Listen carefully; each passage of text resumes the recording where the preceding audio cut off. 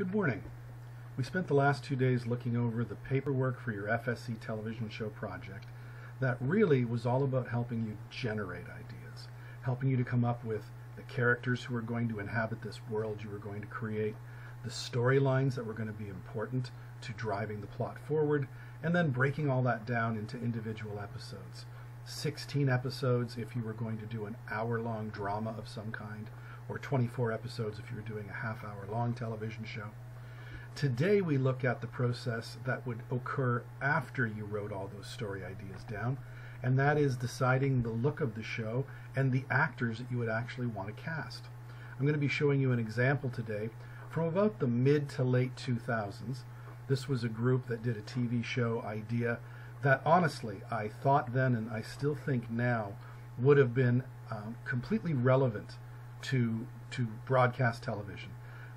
It's a TV show called Animals, and it's all about animal control officers. You know, those people who come to your home when you report that you've got a raccoon in your shed and you can't get it out, or the people who drive the highways of Los Angeles and pick up the roadkill on the side of the road, or the people who are tasked with having to find an exotic snake that has gotten loose in some building and it's in the ductwork. So animal control officers take care of animal bylaw enforcement as well as a lot of practical duties.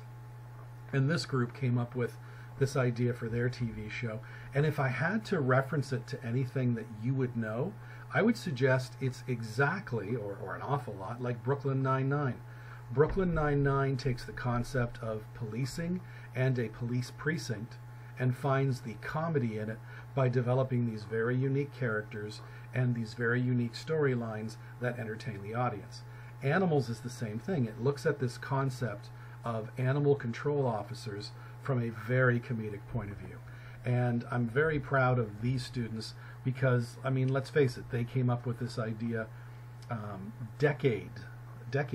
a decade before Brooklyn Nine-Nine, but it is in the exact same vein.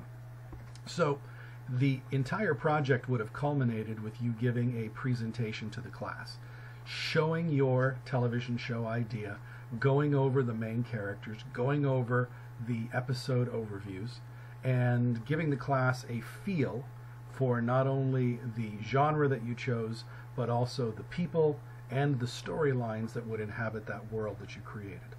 So I want you to look really quickly at this one with me, because this is what you would do next after you were finished writing all of your story ideas down. You would actually now develop the show and try to make a focus for it. So this TV show is called Animals. The concept is that you need to target your show. Are you aiming at teenagers who, let's face it, are probably the single biggest group with the most disposable income? So teen shows like you get on the Disney Channel are extremely popular.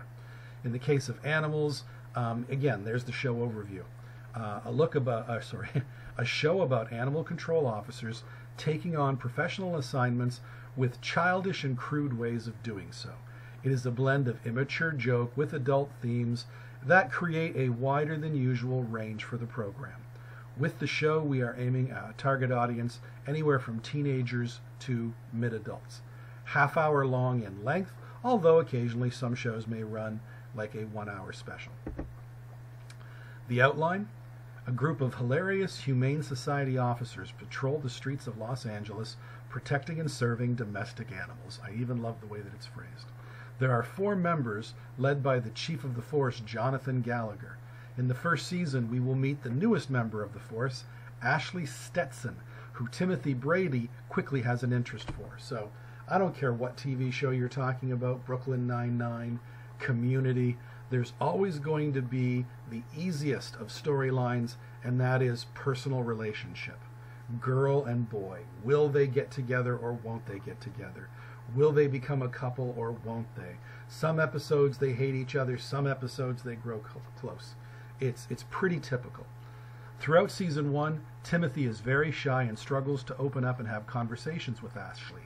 While they work and develop a bond during season 1, we'll see many ironic animal cases that the officers have to take care of. Many of the procedures they use sorry, many of the procedures they use make you question their knowledge of how they could possibly be professionals at anything, right? So it's a great idea. Season 2 begins with the force coming back to the office, which was destroyed thanks to Pat's 7 dogs.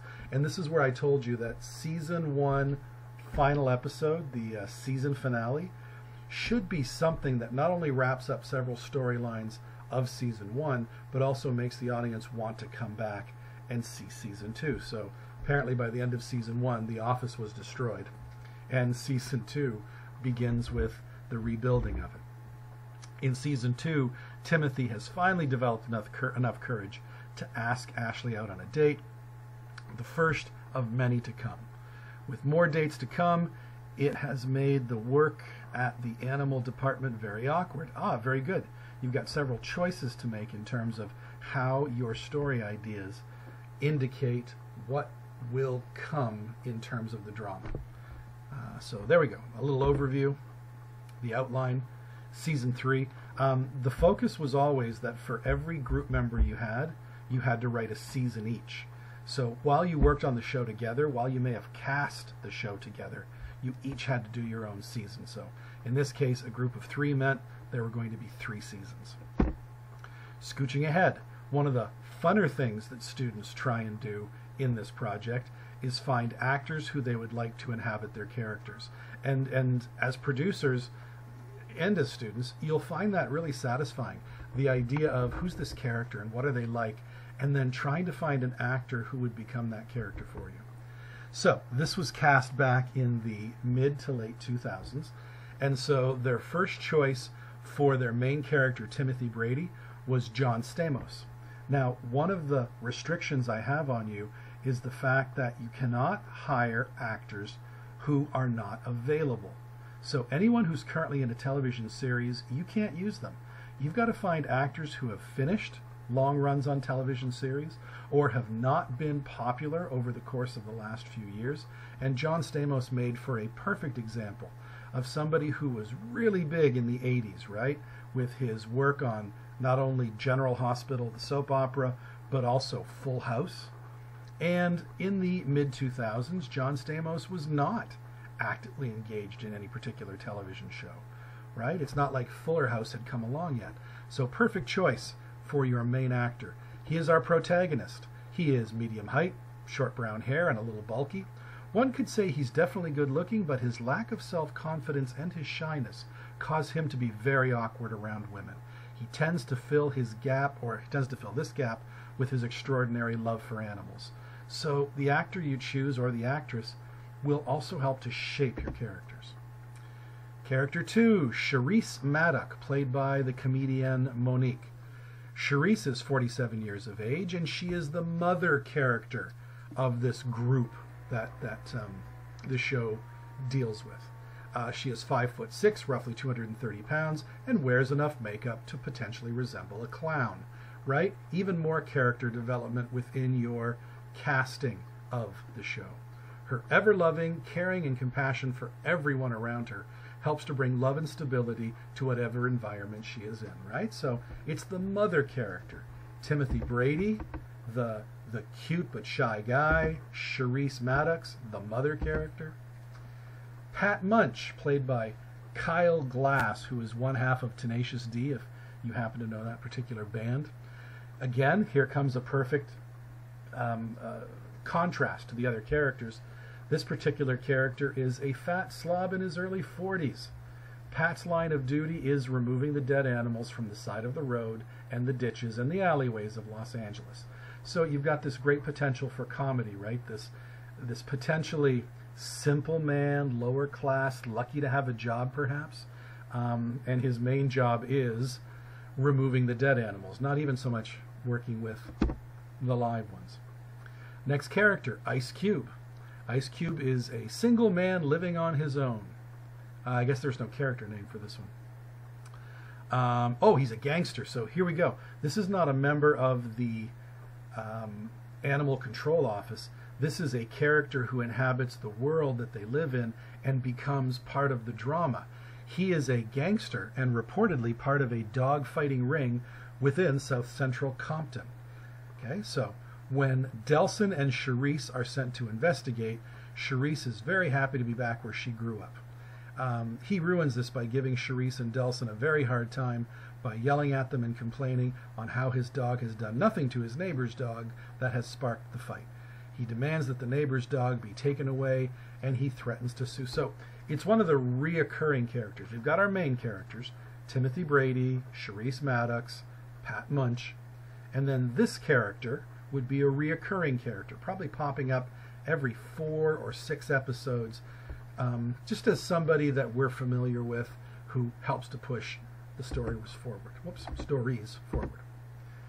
Next up, we've got Alva, played by Jack McBrayer, who was huge on 30 Rock and is currently not particularly busy. Alva is the new Swedish exchange animal patrol worker. Again, great chance for comedy. Coming to Los Angeles and learning American ways. Okay, so that's his overall storyline. You can pause the video if you want to read more. Jamal Maddox will be played by Anthony Anderson, and he's going to play Charisse's husband. So again, a reoccurring character. Not every episode, but several episodes throughout the season. He makes an appearance to the patrol department, which not only surprises the other officers working with Charisse, but, you know, these two are going to be passionately in love.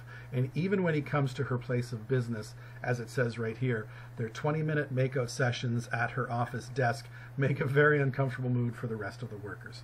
So it's silly comedy, right? It pushes the boundaries of what reality would be, but it makes for genuine drama and probably a few laughs.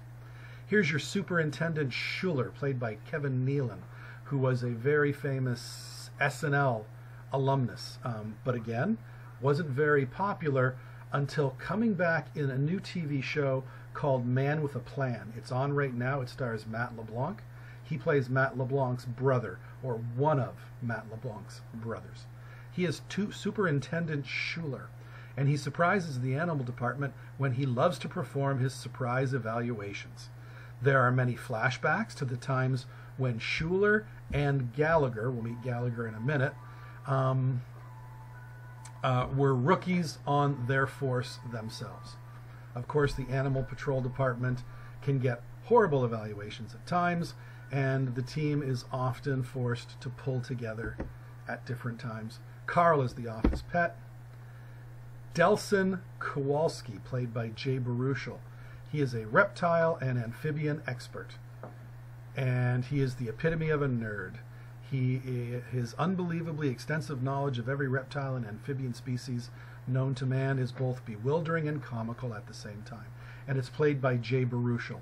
Now, you're going to have a hard time getting Jay Baruchel. He was very big throughout the 2000s and early 2010s. He made a ton of movies. You might remember him from Seth Rogen's This Is the End. But he might be available at this period of time. He was a little more available in the mid-2000s as an up-and-coming actor. Ashley Stenson, being played by Kristen Kirek. She would be the love interest of this show. She would be Ashley Stenson, who just joins the Animal Control Office. She's the main love interest for Timothy, and even though it will take years for Timothy to finally realize, even though it will take her years to realize her affection for him. She's beautiful, medium brown length hair. Her main area of expertise in the force is with cats and dogs. And she is a Canadian actress, which brings up the interesting point that in order to do a television show, you need to consider where you're making it. And since we are Canadian citizens, the more Canadian content you can have in a TV show, the better your chances of getting Canadian production money. The government of Canada helping to support your idea by having Canadian content. And our show casting will have specific limits as to how many Canadian actors you need, how many A-list and B-list television celebrities you can use, and then going out and finding those people who are lesser known. Okay, that's the casting for today. We're going to put off looking at the episodes until tomorrow, but just get a feel for how the show is going to come together when you're done writing all your story information. All right, I will talk to you again tomorrow.